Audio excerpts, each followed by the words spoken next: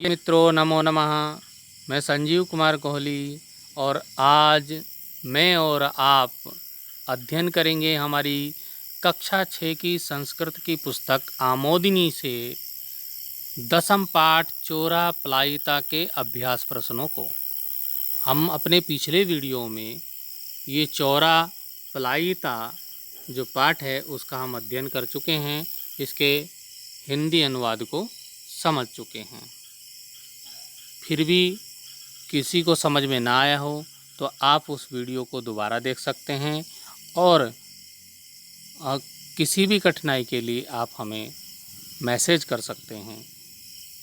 तो चलिए आरंभ करते हैं चोरा पलायिता के अभ्यास प्रश्नों को। आइए पहले प्रश्न पे हम चलते हैं। अभ्यास प्रश्न है, उत्तराखंडस्य जना कथम भवन्ति। उत्तराखंड के जो लोग हैं वो कैसे होते हैं। तो उत्तराखंड के लोग किस प्रकार के होते हैं तो सबसे पहले हम जान लेते हैं। उत्तराखंड से जना सदाचारिणा सरला वीराश भवन्ति। उत्तराखंड के लोग सदाचारी होते हैं, सरल होते हैं और वीर होते हैं, इसमें कोई भी शक नहीं है। अगला जो हमारा प्रश्न है, गोरखधुनी कुत्र अस्ति। गोरखधुनी कहाँ है।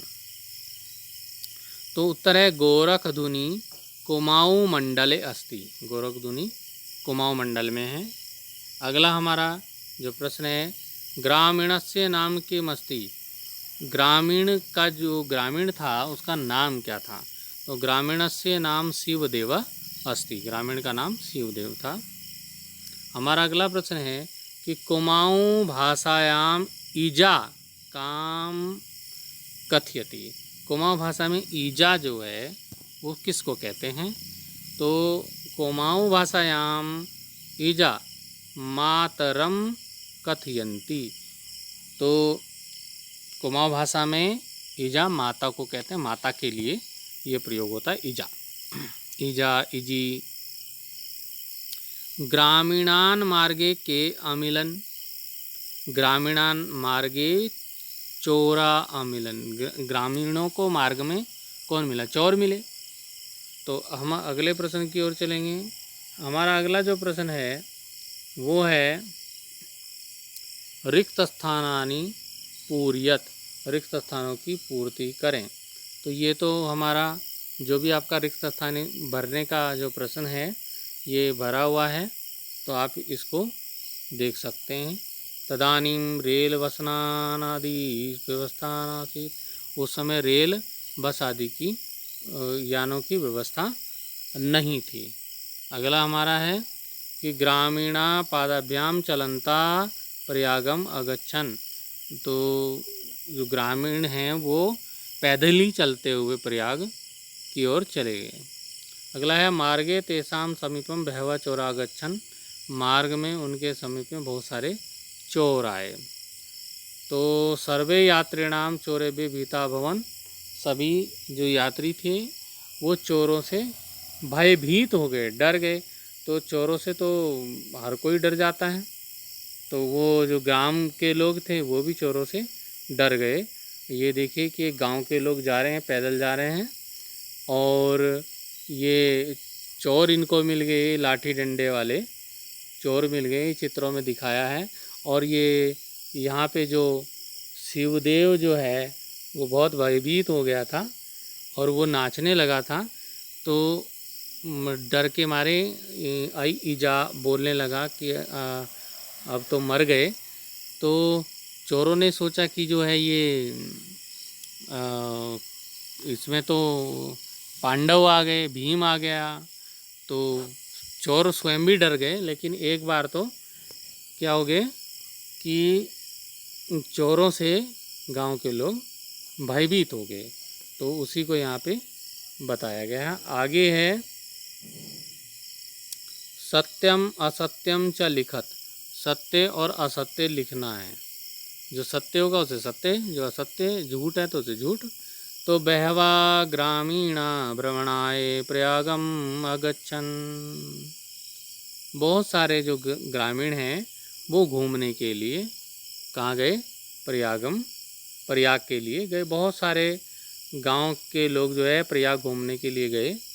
तो ये बहुत सारे गए या कुछ गए, तो ये जो भी है, तो सबसे पहली बात तो ये है कि बहवा ग्रामीणा गए, लेकिन वो कहाँ के लिए गए? घूमने के लिए नहीं गए।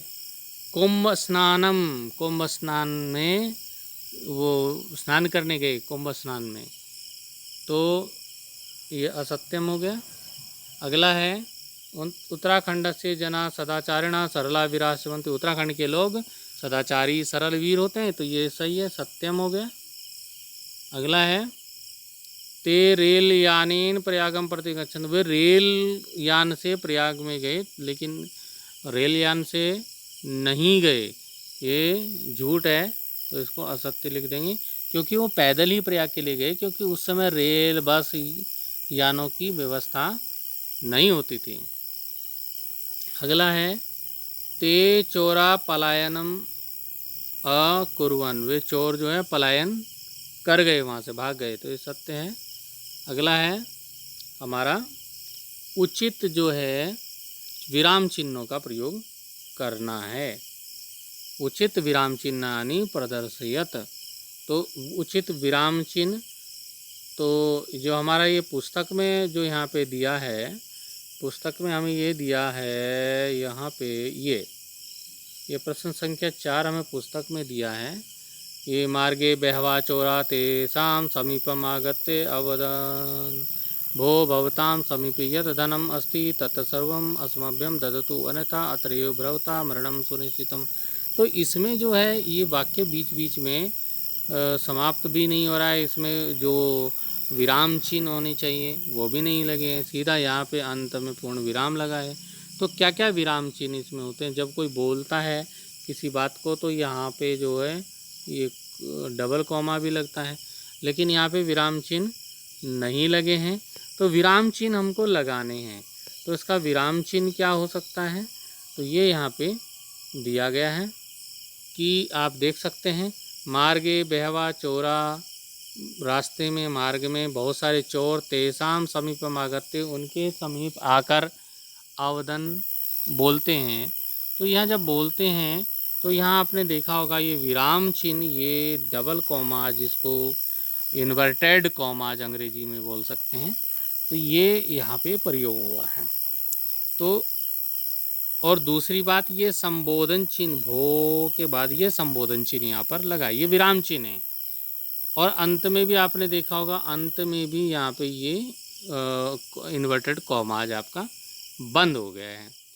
तो ये चिन्ह जो है, विराम चिन्ह जो यहाँ पे लगे हैं, इनका प्रयोग हुआ है।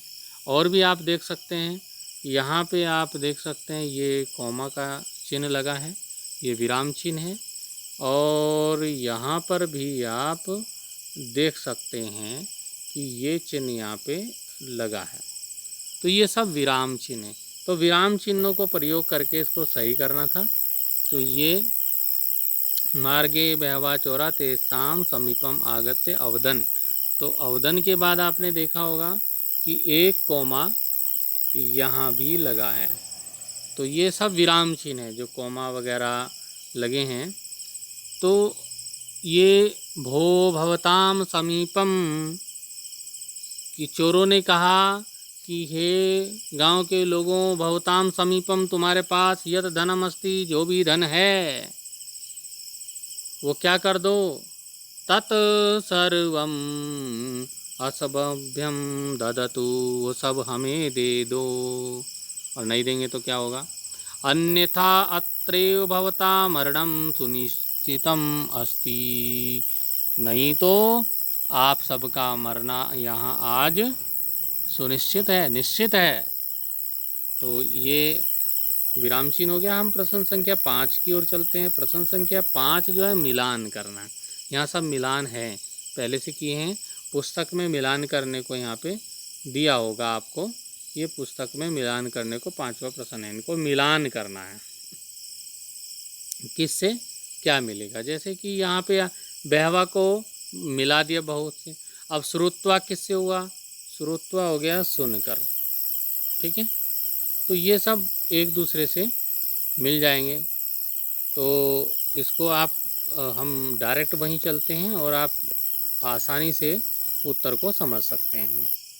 तो ये बहवा का हो गया बहुत से, ये सामने लिखना और ठीक रहता है। जो तीर हम लगा देते हैं कि इधर से इधर को मिलाओ, इधर से इधर को मिलाओ, ये अच्छा नहीं रहता।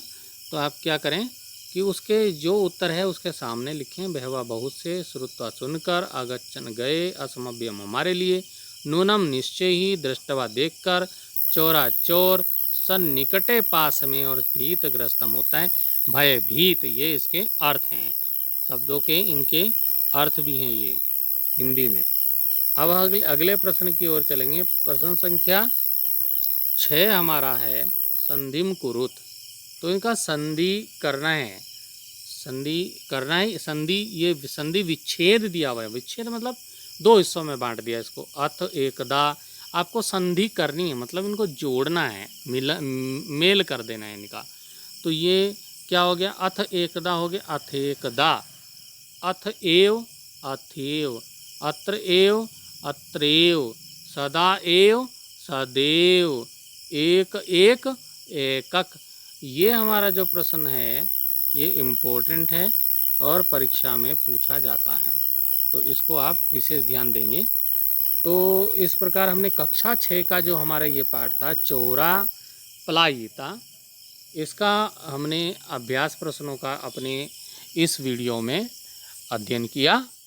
और मैं आशा करता हूँ कि हम जो भी वीडियो में समझाते हैं वो आप अच्छे प्रकार से समझते होंगे। अब अगले वीडियो में हम अगले पाठ को लेकर आएंगे। तब तक के लिए धन्यवाद।